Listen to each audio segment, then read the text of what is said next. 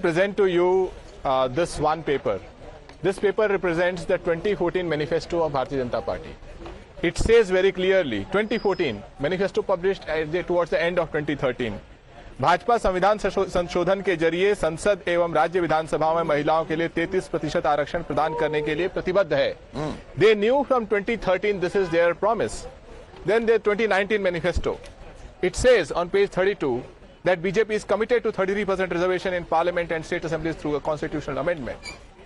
Here is a statement by Rajnath Singh in 2018, speaking about BJP's commitment to census in 2021 to collect data on OBCs. Right. This is why we call it the Jumlabaj Sarkar, that is playing the worst and cruel Jumla with women of the country. What I have heard in the parliament is a shocking revelation on this government.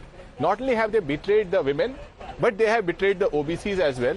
The numbers, the former minister of Modi government, Harsimrat Kaur ji, said that BJP leads all parties by far in the number of criminal cases against, serious criminal cases against their own members of parliament in that very house.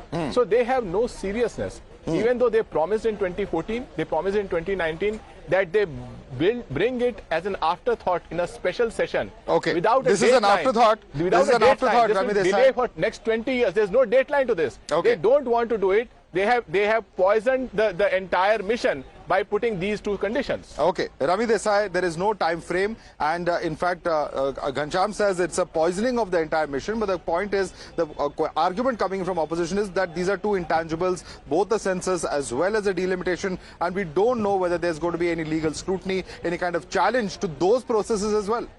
So, good evening to begin with, but let me say this, first of all, it's really sad that something that is coming to really uplift women is being politicized to such an extent. We've seen time and again, for years that even if vote share has increased, even if we've seen women's participation in bureaucracy increase, we haven't seen that kind of increase amongst legislators. So this would give them that sort of opportunity.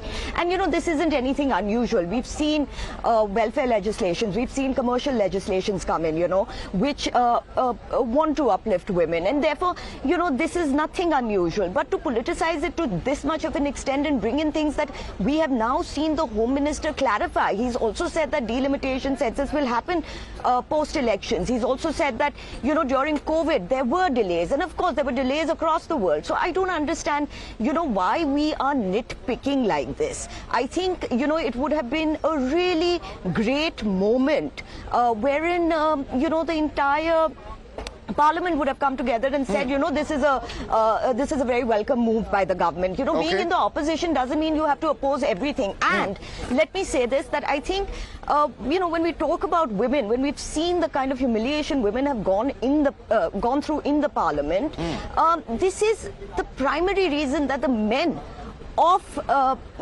parliament should have really come together and said, we welcome this move. Okay. This has given a really bad impression on the kind of stakeholders that we have. And I'll even go on to say that this might prove to be another indicator to maybe the judiciary to have further participation of women. Okay.